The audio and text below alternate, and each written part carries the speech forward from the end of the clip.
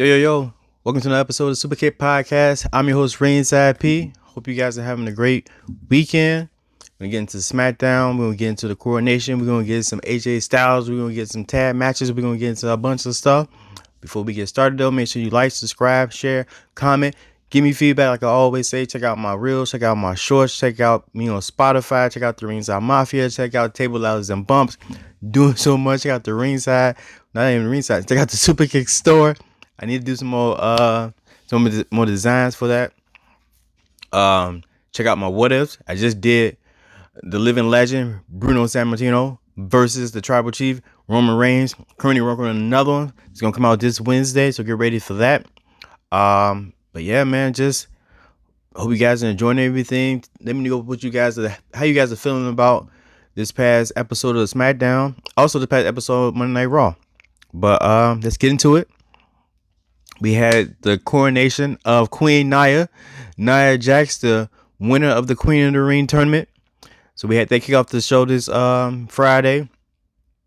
Still not as big or extravagant coronation as I had wanted, especially for Nia Jax.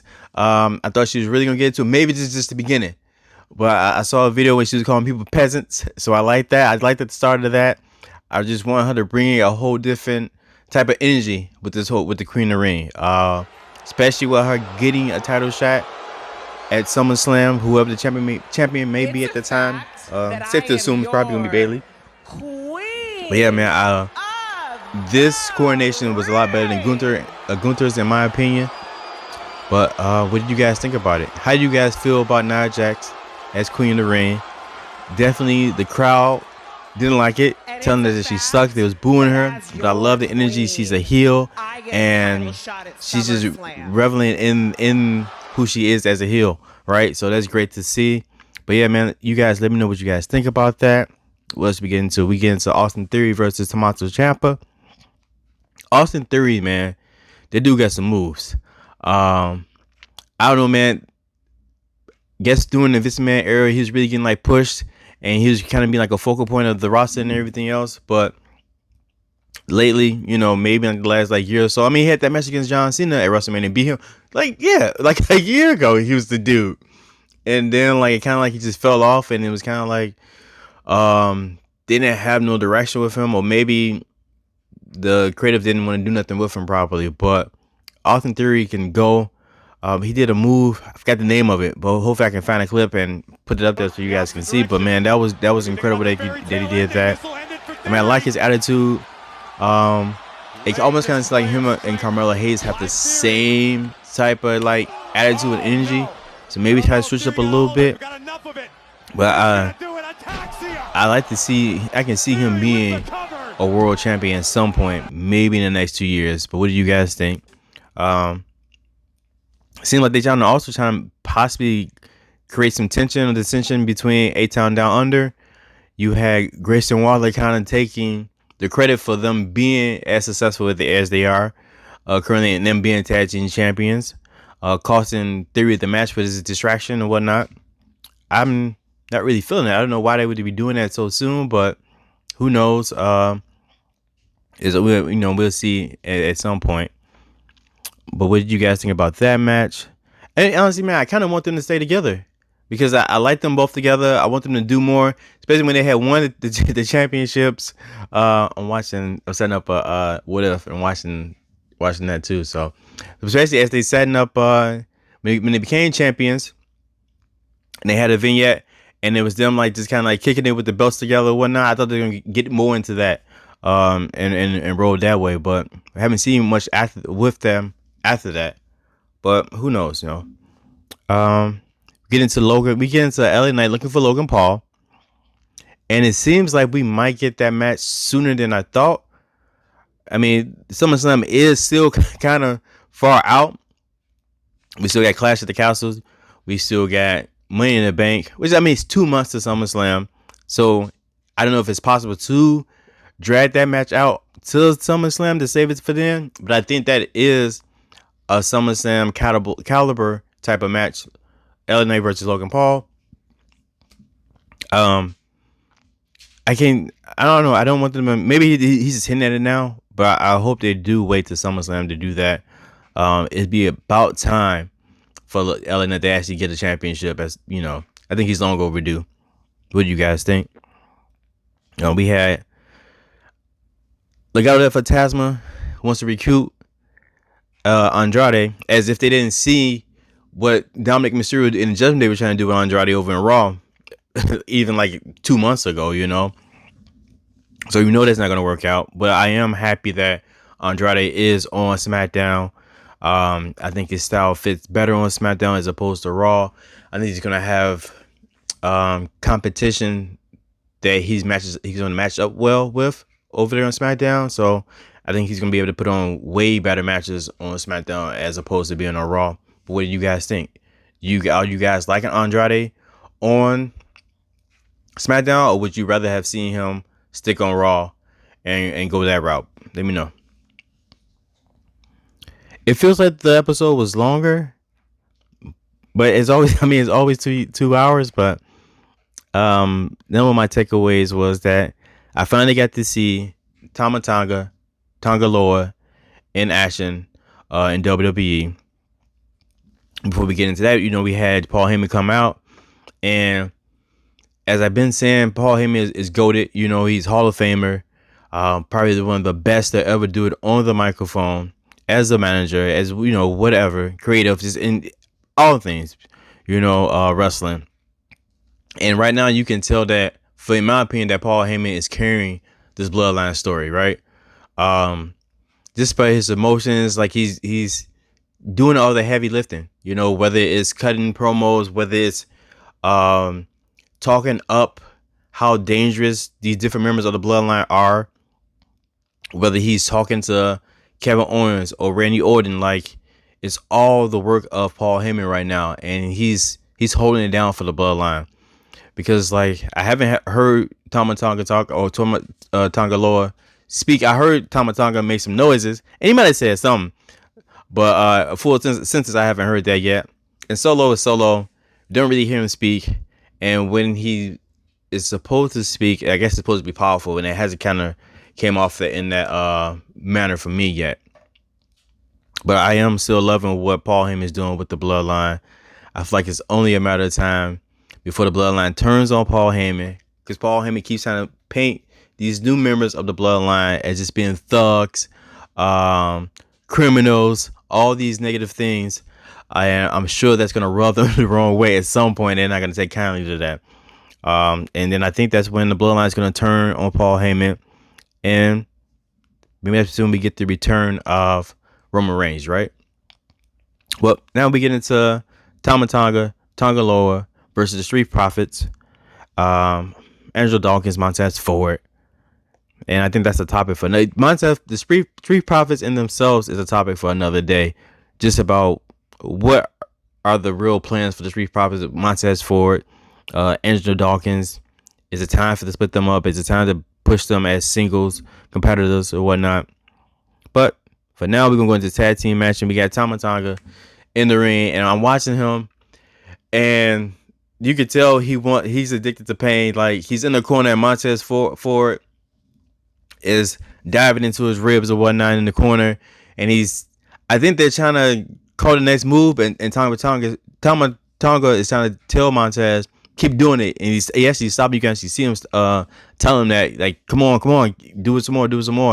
And it seemed like maybe Montez wanted to progress the match in a different way. But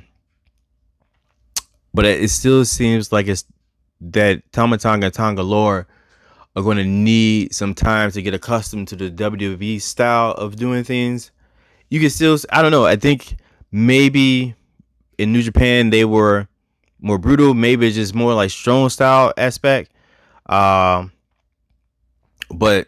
in WWE, it's more performative for them, right? So, they put on like a sequence of different moves or whatnot in. I just haven't seen that. Well, just watching the match, you can tell that they're aren't used to that style. It's a different style that they're used to. Maybe they should have did some other stuff in NXT, but we got to push the bloodline story along right fast, right? So that's what we got. The other thing is that the new blood, as much as Paul Heyman the announcers and everybody are trying to paint the new bloodline as being dangerous, as being criminals, as being thugs, as being members or wrestlers that WWE didn't want to sign because they just have records and they were just uncontrollable, whatever. It doesn't. I don't see that when I watch them. Just so far, the image hasn't matched what's been said about them. They want to say that it's chaos and it's just doing violent acts for the sake of doing violent acts and not really seeing that maybe I want more violence. Maybe that could be the case that I want more violence out of the new bloodline. They actually just do create chaos, and they're not really creating chaos. It's kind of still staying in the same realm of, well, we're jumping Kevin Owens or we're jumping Randy Orton. Like, hijack the show. Be dominant in that fashion. Be scary. Be menacing. And I'm not seeing that yet. Maybe it'll come at some point, but as of right now, I'm not seeing that yet with the new bloodline. But what do you guys think? Are you guys feeling the new bloodline? Are you missing Roman Reigns? Like, I feel like most people are. How much potential do you see the new bloodline having? Let me know. Comment below. What else do we got? We had some stuff and I don't want to skip over any of the women's stuff, even though it wasn't much to really go into. We saw Jade Cargill and Indy Hartwell and Bianca Belair backstage, and they announced a match for next week between Jade and Indy Hartwell. It just seems like they're not getting much tick again, just like on Raw. We had Bayley and Naomi versus Piper Niven and Chelsea Green, and like I was already assuming, we're going to have Piper Niven versus Bayley at Clash at the Castle. Later on on the 15th. Yeah, later this month. That's like right around the corner. So Clash at the Castle, Piper Niven versus Bayley. And surprisingly, not surprising, because that's usually how it goes in the tag match. Bayley didn't take the loss, but Naomi took the loss. Coming out to help Bayley. Got squashed by Piper Niven. 1, 2, 3. So we got that setting up. And it seems like we had the big three. I don't know, probably we had the big three with probably Naomi, Jade, and Bianca. And now Jade and Bianca have titles, tag team titles, and they're together. But Naomi doesn't really have anything. This is probably the most opportune time for WWE to have a mid-card women championship, and a championship that would you can go across brands, instead of having just one on one brand, because you have, like I always say before, you have so many great women wrestlers, but there's not enough TV time for them. Even now, when you think about it now, like, they didn't even get TV time now, so what even the point of even if they put in another championship, what does that even mean if they're not even getting time now? But the rest, like, they do need a mid-card championship for women that aren't in the main a roster or main event picture, and they're not in a tag team. Like, you got so many that are just in between and just that gray area where there's just nothing for them to do, really. So at some point, hopefully they get a mid-card championship for the ladies out there, man. What did we go into next? We go into AJ Styles hitting at possibly retiring. He's getting older. Doesn't know how much longer he can do this. He wants to kick it with his family. He's missing milestones. He's missing moments with his family, with his kids. He wants to be a phenomenal dad. Gives you this heartfelt speech about, how it's probably time for him to go. He's getting too old, man. I can't go back to the back of the line and compete again for the championship and wait my turn. Like, it's up for me. Like, dude, I'm old. Even though he's still in a phenomenal shape, he's up there in age, man. And sure, he's dedicated probably 20 plus years to the business, right? So he wants to hang it up. I mean, it makes sense, right? So he calls out Cody Rhodes, and they talk and they have a moment, and Cody Rhodes says, "Yeah, man, like, give it up for AJ Styles, man. The phenomenal, give it up to him." Be soaking around the ring and be posing for the crowd, and then AJ Styles hits Cody Rhodes, as if we didn't know that was possible or that was what's coming. But you got us AJ Styles, you got us big old trickery right here, right? So his Cody Rhodes, and of course he wants another shot at the championship. I don't think he's gonna win, but it would be nice if they could put the belt on AJ Styles. I know it's not gonna happen, but I feel like AJ Styles definitely does need another title run. Maybe possibly with this whole TNA WWE partnership or whatever the case may be, that maybe AJ can go do something down in TNA, like he used to back in the day. The other thing I'm hoping to see with AJ Styles possibly getting another shot at Cody Rhodes is the Good Brothers, Gallows and Anderson, playing more of a role on TV, doing stuff. Maybe we get some, I don't know, Bullet Club, doing stuff like I saw when they were outside the ring, they were just watching AJ Styles pummel and attack Cody Rhodes. They were smiling. So I wanted to see them do more on the roster. I know they've been trying to do a little bit of stuff down in NXT, but I really haven't seen them do anything on the main roster in months. Just backstage promos or segments back there. But I want to see them actually do something in the ring, man. I think they are a valuable tag team that should be used in WWE. So we'll see what's going to happen. But the thing I like about Cody Rhodes attacking. Another thing I like about AJ Styles attacking Cody Rhodes is that now he's kind of going full heel, and I think that's what's kind of been missing from this whole thing. Like, even when he was feuding with LA Knight, he was the heel, but he was still like 20 in between. Like, he was still making valid points, like, yo, like, I don't like this dude. He stepped over my body, and took my spot. But it still wasn't full on heel. So now with him attacking Cody Rhodes, I feel like he's going full heel mode, and this is great. I want to see that, man. They had a really good match at Backlash. It was really good match. So I'm only going to assume they can just do it again, if not better this time around. So I look forward to that. So I'm happy that AJ Styles is going full heel. I want more of that.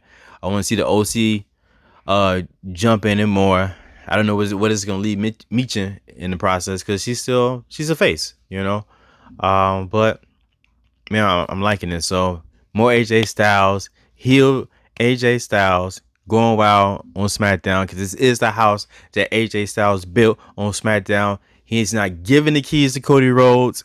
He's just going to pummel Cody Rhodes into submission, even though he's not going to beat Cody Rhodes for the title anytime soon. But another great match, and it keeps Cody Rhodes occupied until we get to Money in the Bank and see who he goes up against.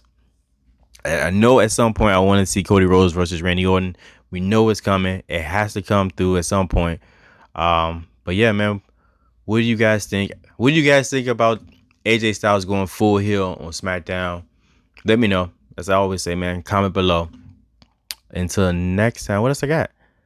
Nothing else, man. I mean, before I get out of here, like I say, make sure you like, subscribe, share, comment, all that good stuff as always. Constantly trying to bring you guys dope content, entertaining content. Check me out everywhere it's possible. YouTube, IG, Reels, Shorts, Spotify, Superkick store. Check out the What Ifs. It's gonna be real cool. If you haven't checked out any of my others previously, make sure you do so. I created a playlist together with all of them on there. I think it might be close to maybe 10. It might be close to 10 on there, but you'll check that out. What else I got, man? Until next time, catch me on Tables, Ladders, and Bumps next week. Catch me on the next episode of Superkick Podcast, dropping. This is going to drop Sunday. So Wednesday. Yeah, Wednesday. That's what I do. Until next time, adios. Peace.